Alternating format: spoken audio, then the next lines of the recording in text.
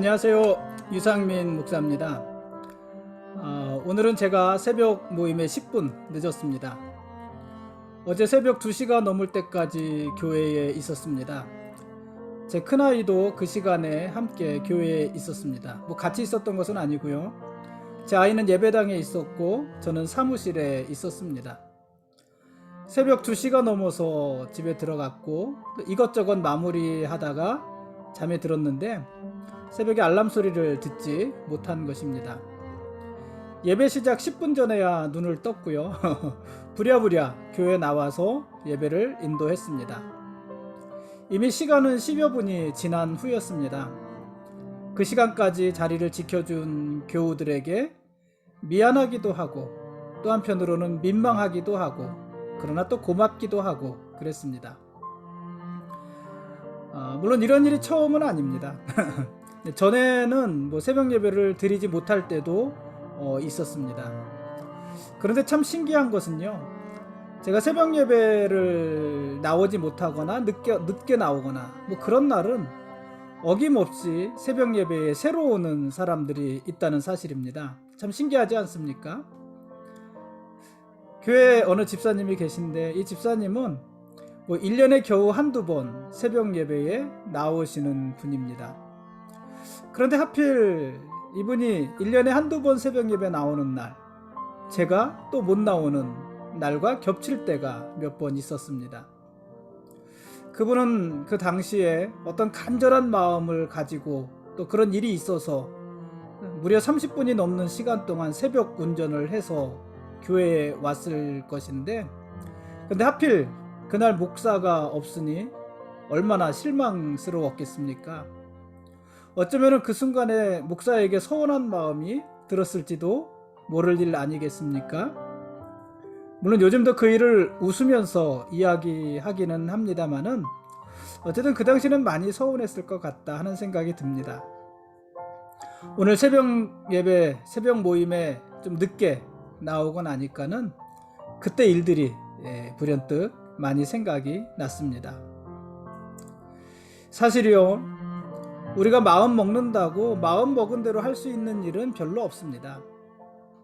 밤에 잠이 드는 것도 아침에 일어나는 것도 너무 당연한 일이지만은 사실 그것도 우리 마음대로 하지 못합니다. 자고 싶지만 잠들지 못하는 사람이 있고요. 반대로 밤을 새워야 되는데 잠을 이기지 못하는 사람도 있습니다. 참 불공평하지 않습니까? 일어나야 되는데 깨지 못하는 사람도 있고요. 또 깨야 되는데 눈을 뜨지 못하는 사람도 있습니다. 이 똑같은 말인가요? 일어나야 되는데 깨야 되는데 깨지 못하는 사람, 그렇죠? 눈 뜨지 못하는 사람도 있고요. 일어나지 말아야 되는데 눈이 저절로 떠지는 사람, 그러니까 더 많이 자고 깊이 자야 되는데 눈이 저절로 떠져서 잠들지 못하는 사람도 있습니다. 그러고 보면은 우리가 매일 자고 일어나는 이 일이야말로 하나님의 크신 은혜가 아닌가 이런 생각이 듭니다. 오늘 제 어머니와 식사하라고 식사비를 보내주신 분이 있고요. 또 직접 만든 천연 비누를 꽤 많이 보내주신 분도 있습니다. 모두 아무 일 없이 뜬금없이 불쑥 보내주신 선물들입니다. 잠언서에 보니까 은밀한 선물은 노를 쉬게 한다는 말씀이 있는데, 오늘 제가 받은 선물이 하루 종일 제 마음을 따뜻하게 했습니다. 고맙습니다. 오늘 말씀 보시겠습니다.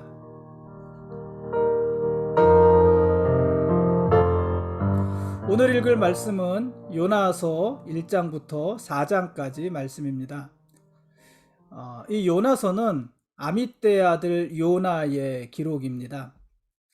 요나는 북이스라엘의 왕 여로보암 2세가 통치하던 시대에 활동했던 선지자고요. 우리가 지금 아모스서, 호세아서를 계속해서 보아왔지만은 아모스 선지자, 호세아 선지자, 이들이 모두 여로보암 2세 때 활동했던 선지자 아닙니까? 그러니까 호세아 선지자, 아모스 선지자, 또 요나 선지자는 모두 비슷한 시대에 활동했던 선지자들이고 여로보암 2세라는 공통분모를 가지고 있는 선지자들이기도 합니다. 요나 선지자는 나사렛 북동쪽 스불론 땅 가드헤벨 사람이었고요. 열왕기하 14장 25절 말씀에 보면 이스라엘이 솔로몬 시대의 영토를 회복할 것을 예언하기도 했습니다. 이렇게 기록을 했습니다. 이스라엘의 하나님 여호와께서 그의 종 가드헤벨 아미떼의 아들 선지자 요나를 통하여 하신 말씀과 같이 여로보암이 이스라엘 영토를 회복하되 하맛 어기에서부터 아라바 바다까지 하였으니. 열왕기서의 기록입니다. 이런 기록들을 보면 요나 선지자는 이스라엘, 북이스라엘에서 꽤 활발하게 활동했던 선지자가 아니었나 싶습니다. 그런데요, 그렇게 활발하게 활동했던 선지자인데요, 정작 이 요나서에는 예언의 말씀이 단 한 구절 기록이 되어 있을 뿐입니다. 요나서 3장 4절인데요. 그것도 아주 간단합니다. 40일이 지나면 니느웨가 무너지리라. 이 말씀입니다.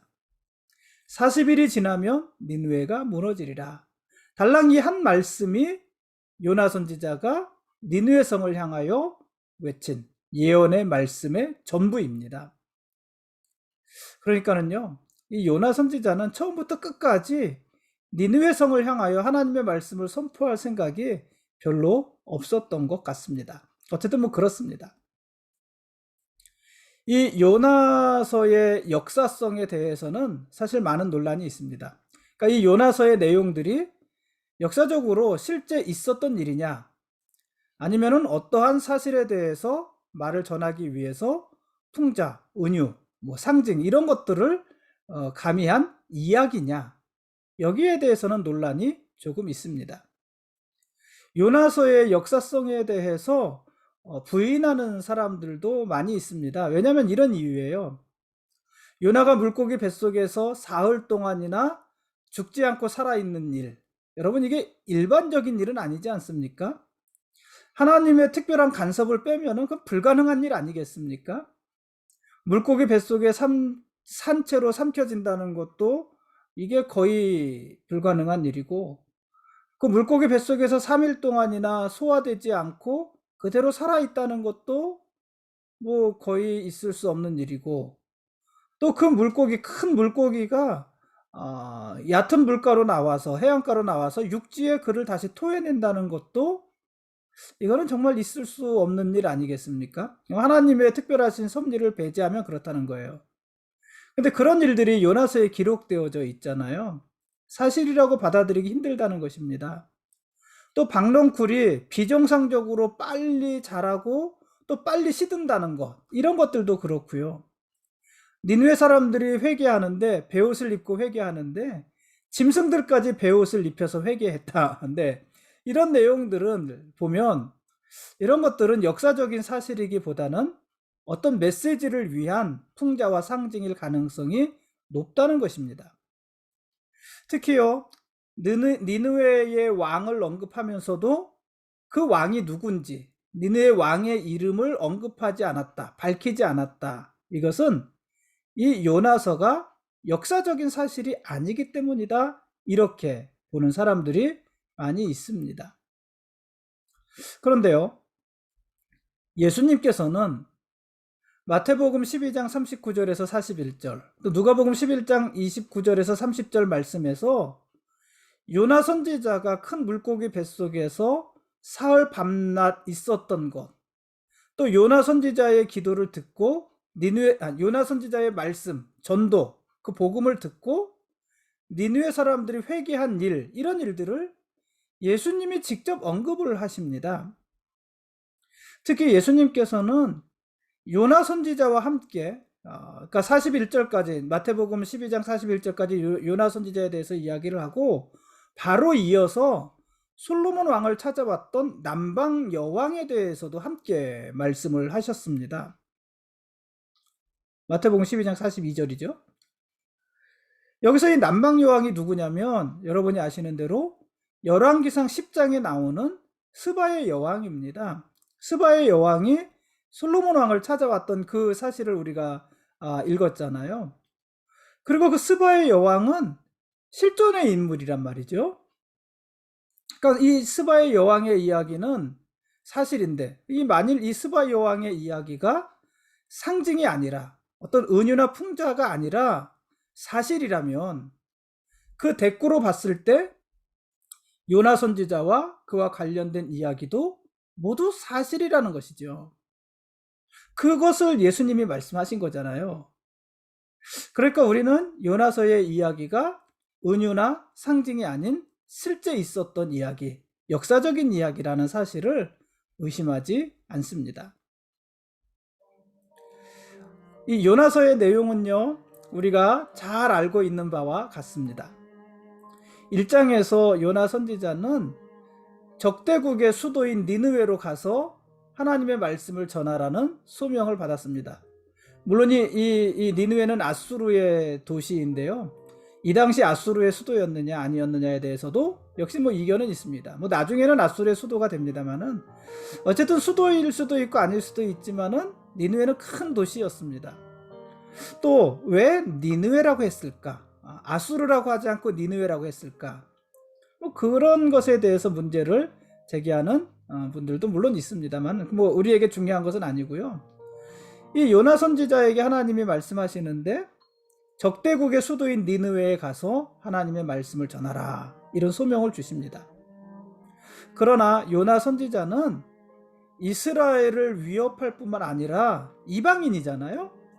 이 이방의 사람들이 사는 니느웨가 회개하고 여호와의 구원을 얻게 되는 것을 받아들일 수가 없었습니다. 인정할 수가 없었습니다. 그래서요, 요나 선지자는 하나님의 명령을 거부하고 하나님이 가라 하신 니느웨로 가지 않고 다시스로 도망을 가게 됩니다. 여기 사마리아가 있다면 니느웨는 동쪽으로 끝에, 또 다시스는 서쪽으로 끝에 있는 지역입니다. 물론 이제 동쪽으로 니느웨가 사실 끝은 아니죠. 이제 거기서 또 이제 아시아 대륙이 펼쳐지니까는 끝이라고 할 수는 없습니다만은 어쨌든 그렇습니다. 실제로요, 니느웨는요, 사마리아에서부터 북동쪽으로 885km 가량 떨어져 있는 곳입니다. 그러니까 거기서 조금 더 내려가면은 어디냐면은 우리가 창세기에서 본 소돔이 아니고 어디죠? 갈대아 우르. 갈대아 우르가 어디예요? 아브라함이 살던 곳이잖아요. 수메르 문명이 일어났던 곳. 그 지역이 되는 것이에요. 그러니까 여러분 지도가 이렇게 그려지시죠? 상상이 가시죠? 네, 그곳입니다. 그러니까 이 니느웨는 티그리스강 동쪽에 있는 도시고, 오늘날로 말을 하면은 이라크 지역이 바로 이 니느웨입니다. 여기에 반해서 다시스는요, 정반대지요. 니느웨가 사마리아에서 동쪽으로 있었다면은 다시스는 사마리아에서 지중해를 건너 서쪽 끝에 있는 지역입니다. 오늘날로 말을 하면은 스페인 남부 지역입니다. 제일 끝 지역입니다. 오늘날 스페인 남부 지역인데 여기는 사마리아에서부터 거리가 무려 4080km 가량이나 멀리 떨어진 곳입니다. 그러니까 니느웨보다도 훨씬 더 먼 곳이에요. 그러니까 니느웨와 아주 정반대 중에서 더 나간 곳, 한 서너 배, 4배 이상 더 멀리 간 곳에 있는 곳이 다시스입니다. 그러니까는 당시 요나 선지자가 하나님 말씀과는 아주 정반대쪽으로 얼마나 멀리까지 도망가려 했는지 짐작할 수 있지 않겠습니까? 그 물리적인 거리가 하나님이 주신 소명에 대한 거부의 거리예요. 니느웨에 가고 싶지 않은 그 마음이 이렇게 컸던 것입니다. 그런데 하나님이 그런 요나를 내버려 두지 않으셨습니다. 하나님은 큰 물고기를 준비해서 요나를 삼키게 하셨고, 요나 선지자는 물고기 뱃속에서 3일 밤낮을 여호와께 기도하게 됩니다. 그래서 요나 선지자가 물고기 뱃속에서 3일 밤낮 기도한 이 일을 뭐 예수님의 죽음, 3일간의 죽음 뭐 이렇게 빗대어 이야기를 하기도 합니다. 하여튼 그게 2장의 내용이고요. 3장에서는요. 이 3장에서 하나님은 요나 선지자에게 두 번째로 말씀하십니다. 이제 요나가 다시 살아났잖아요. 물고기 뱃속에서 나왔잖아요. 육지로 토해냈잖아요. 그 요나에게 두 번째로 말씀을 하십니다.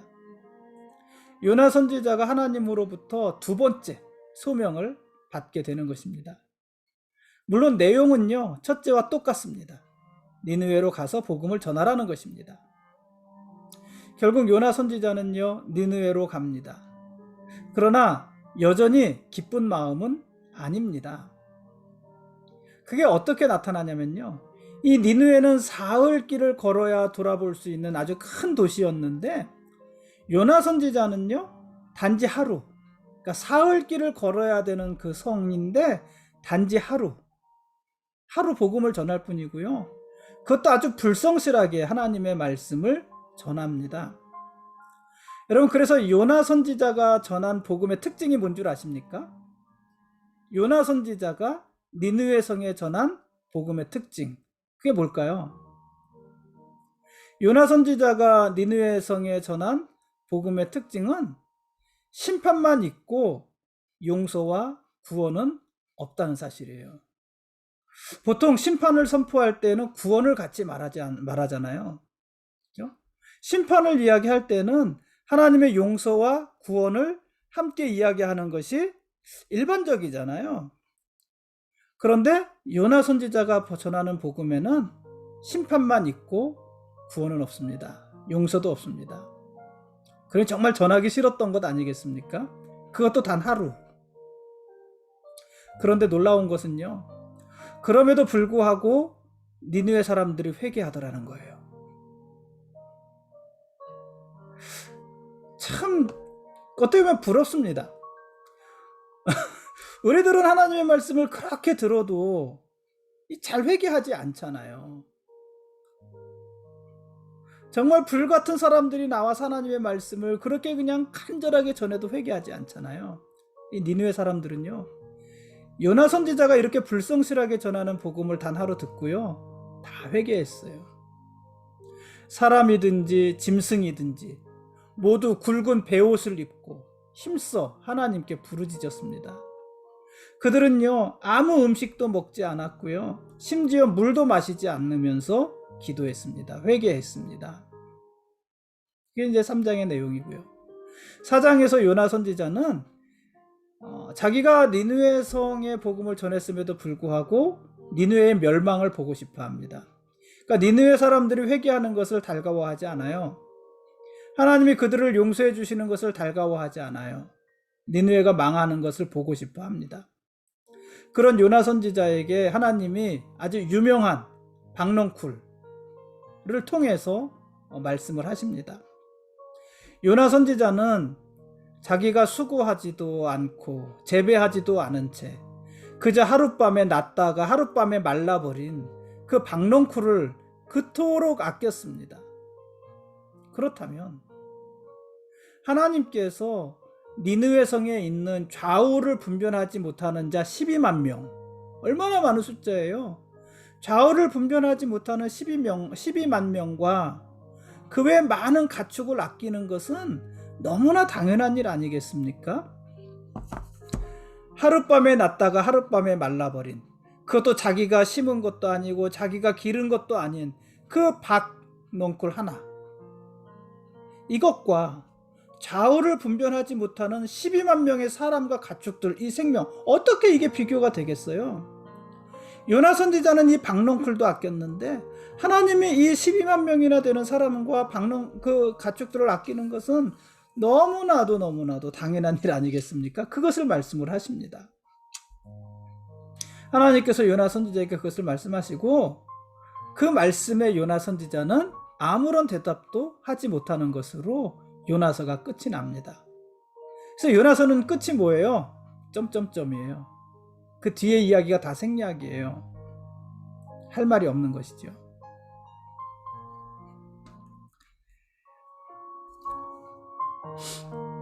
예, 지금까지 요나서 1장부터 4장까지 말씀에 대한 길라잡이였습니다. 내일 읽을 말씀은요, 이제 여로보암 2세에서 넘어가서 열왕기하 15장과 16장 말씀입니다. 내일은 열왕기하 15장, 16장 말씀입니다. 여러분, 이 요나서는요, 하나님께서 누구에게 하시는 말씀일까요? 이 요나서는 하나님께서 니느웨 사람들에게 하시는 말씀일까요? 아니면 이스라엘 사람들에게 하시는 말씀일까요? 당연히 요나서는요, 하나님이 이스라엘 사람들에게 하시는 말씀입니다. 어떤 말씀일까요? 니느웨는 죄가 많은 도시였습니다. 하나님이 그 죄 때문에 니느웨를 멸망시키려 하시는 거잖아요. 죄가 많은 도시였습니다. 거기다 니느웨 성 사람들은요, 언약의 백성들도 아닙니다. 아브라함의 후손이 아니라는 이야기입니다. 그들은 다 이방인들입니다. 그러니까 하나님 앞에서요, 사실 분깃이 없는 사람들이에요. 영적인 분깃이 없는 사람들이에요. 그럼에도 불구하고 그들이 하나님 앞에 자기들의 죄를 회개하자 하나님이 그들을 용서해 주셨습니다. 니느웨 사람들임에도 불구하고 용서해 주셨습니다. 여러분, 그렇다면요, 언약의 백성인 이스라엘이 자기들의 죄를 회개하고 하나님 앞에 선다면 하나님께서 이스라엘은 얼마나 더 분명하게 용서하시고 구원해 주시겠습니까? 당연히 그렇지 않겠습니까? 하나님께서 회개하는 이방인들에게 자비를 베풀어 주셨다면은요, 언약의 백성인 이스라엘이 회개하면은 얼마나 더 큰 자비를 베풀어 주시겠습니까? 당연히 그러지 않겠습니까? 하나님께서는 요나 선지자의 이야기를 통해서 이런 당신의 마음을 이스라엘 백성들에게 선포하고 계시는 것입니다. 그렇다면 여러분, 오늘 우리는 어떨까요? 하나님께서 회개하는 니느웨 사람들을 용서하시고 이스라엘 백성들을 용서하셨다면 누구의 복음을 듣고요? 요나가 전하는 복음을 듣고, 그렇다면 이미 예수 그리스도의 보혈을 힘입은 저와 여러분들, 이미 예수 그리스도의 힘입은 예수 그리스도의 복음을 들은 우리가 회개한다면 하나님은 우리를 얼마나 더 분명하게 용서해 주실까요? 그렇지 않겠습니까?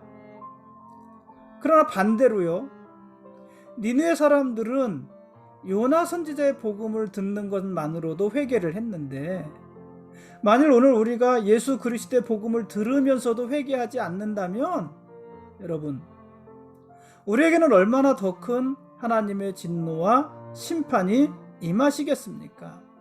그렇지 않습니까? 마태복음 12장 38절 이하에서 예수님께서 그것을 말씀하신 것 아니겠습니까? 심판 때에 니느웨 사람들이 일어나 이 세대 사람들을 정죄하리니 이는 그들이 요나의 전도를 듣고 회개하였음이거니와 요나보다 더 큰 이가 여기 있으며, 요나의 복음을 듣고도 니느웨 성 사람들이 회개했는데 그보다 더 크신 분 예수 그리스도, 그분이 전하는 복음을 듣고도 회개하지 않는다면 그들을 누가 정죄한다고요? 니느웨 사람들이 일어나 정죄할 것이다. 이런 말씀이잖아요. 사실요, 하나님 앞에서 우리의 죄는 큰 문제가 아닙니다. 우리는 죄에 집중하잖아요. 그래서 사실 죄는 큰 문제가 아닙니다. 왜냐하면 우리의 죄는 이미 다 용서받았잖아요. 그 일을 위해서 예수님이 십자가 위에서 죽으신 거잖아요. 문제는요, 우리의 죄가 아니라 회개하지 않는 것입니다. 우리는 연약해서 다 죄를 짓습니다. 문제는요, 그 죄가 아니라 돌이키지 않는 것입니다. 우리가 하나님의 심판을 받는 것은 죄 때문이 아니라 회개하지 않는 것 때문이에요. 돌이키지 않는 것 때문이에요. 그러므로 여러분, 요나의 복음을 들으십시오. 그리고 죄를 회개하고 돌이키십시오. 하나님께서 그런 자들을 긍휼히 여기시고 구원해 주실 것입니다. 요나의 복음을 듣고 회개한 니느웨 사람들도 구원해 주셨는데 예수 그리스도의 복음을 듣고 회개하는 우리들은 얼마나 더 분명하게 구원해 주시겠습니까? 오늘은 여기까지 하겠습니다. 우리를 심판하기도 하시고 구원하기도 하시는 하나님, 그분이 우리의 왕이십니다. 그리고 우리는 언제까지나 그분의 거룩한 백성들입니다. 고맙습니다.